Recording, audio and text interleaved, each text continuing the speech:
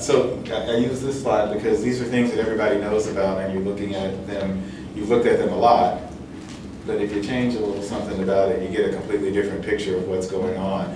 And so hopefully we're going to take, or we have taken, these disorders that you're familiar with, but applied that knowledge to how it affects one's voice, and you're going to see that a little differently too. You've already seen this. Those are open vocal folds. Back to the question from the morning, a capillary ectasia. So these small little vessels should be in the vocal folds, and those are the capillaries that we're talking about. I'll show you later when this becomes something dilated and actually makes a little red dot there, that's a capillary ectasia. And it's like a varicose vein in some ways because it's a vessel that should be tiny and hair-like, wispy like that is dilated into something I can see a little bit more, which means that the wall of the blood vessel is stretched a little bit, which means that you're more likely to sneeze and rupture that vessel, or cough and rupture that vessel, and then deal with a vocal hemorrhage, which is certainly not an insurmountable problem, but you do need to know about it and treat it. And usually how that happens, so if anyone ever tells you this story, tell them to go see someone right away. My voice was completely fine. I had done all the singing I wanted to do. I had done all the talking I wanted to do. I got on the phone, was chit-chatting, I sneezed, and then I couldn't talk. And it's immediate. And so like that sort of a history where things were going along just fine, and then there was an event that built pressure, sneeze, cough, something along those lines, and then immediately after that, their voice was gone. And you know, sometimes that happens. You have a little coughing fit and you lose your voice, but in 3 or 4 seconds it comes back. So the situation where that happens and it's an hour later and they still can't talk, that's most likely a small vocal hemorrhage, which again is something that we can completely treat and take care of. I can tell you many people who are performing on stage now have had it in the past, and we were able to get someone through that, but you know, you do have to know that it's happening. So we've talked about different things that can inflame the larynx, particularly allergy and so forth. This is what the inflamed larynx looks like as opposed to what you just saw. Sometimes with the mucus there, sometimes with redness, mucus stranding across it, but generalized irritation. And so anytime the vocal folds are carrying extra weight in terms of edema, or there's thick mucus on them that will take extra effort to move that off, you're going to have trouble vibrating them, so you're going to have trouble with your voice. And oftentimes, when your larynx looks like this, almost nothing comes out, and that pretty much makes sense. I showed this slide earlier. We're going to do it again. But understand that the larynx is at the middle of all of this stuff that's going on. So whether we're talking about obesity-related reflux or reflux from other sources, that acid coming from below is going to get stopped at the larynx, because that's sort of like the stop gate.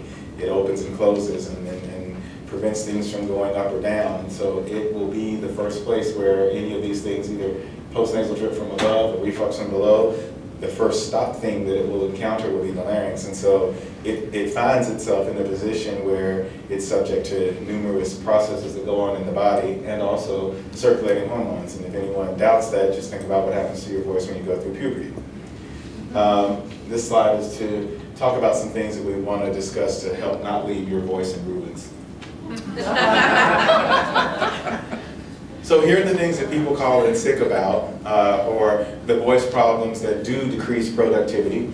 I have a fever, not feeling well, coughing up all night, my allergies have been killing me, I have sinuses, headache, drainage, yada, yada, yada. My personal favorite, I need a mental health day. Homicide, yes, because if I come to work today, I would have to kill someone. I love it if you stay home if that's the reason you need to.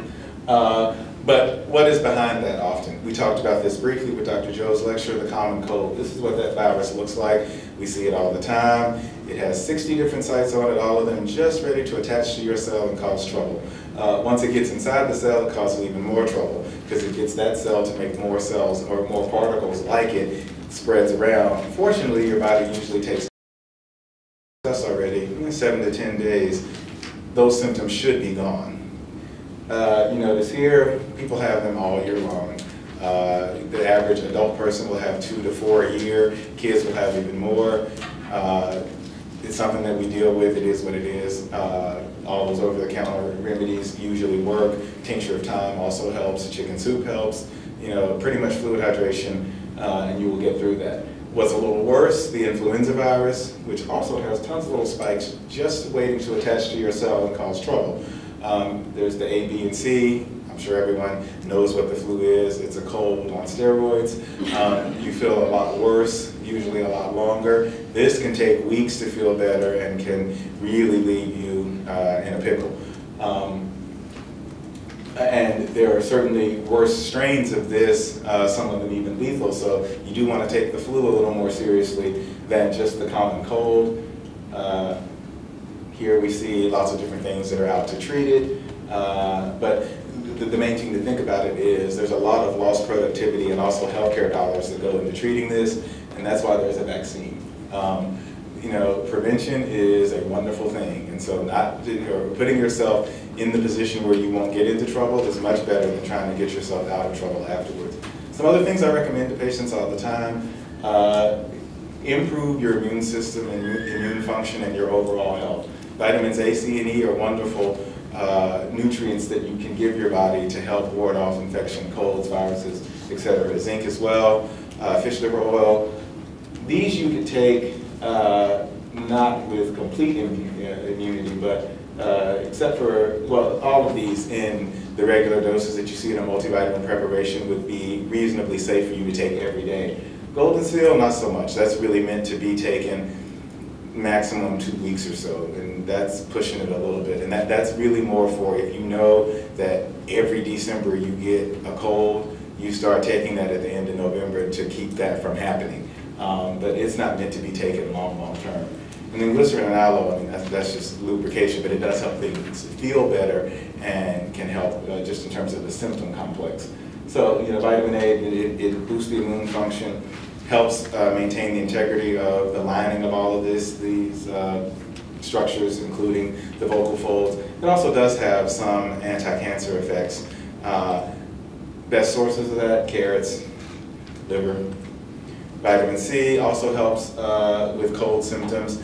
I remember very well being in medical school, had people popping that stuff like it was candy, 500 milligrams, 1,000 milligrams, way more than that, up to 3,000 milligrams a day sometimes.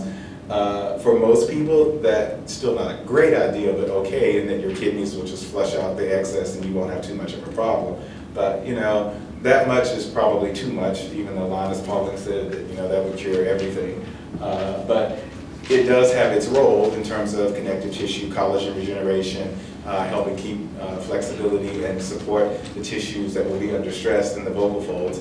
And, you know, any citrus fruit, great source of that. Vitamin E also has great anti-cancer effects, also helps maintain the integrity of the skin and the membrane, so it's important because you remember that the membrane covering the vocal folds is under constant stress. So anything that we can do to sort of help support those tissues is helpful. Big thing about that is you don't want to take too much because it'll act like Coumadin or any of the blood thinning agents and may help predispose you towards bleeding. So all of these things are in moderation. So don't go out here and say I need to get vitamin A, C, and E and take it 3 times a day for the rest of my life, because I'm certainly not saying that, but they can be helpful. Good source of vitamin E, wheat germ oil. Zinc, an essential factor, cofactor to numerous processes that go on in the body. So it's always helpful. It helps mature lymphocytes in the body that help fight off infection and help kill virus-laden cells and that type of thing. It can also help lessen cold symptoms.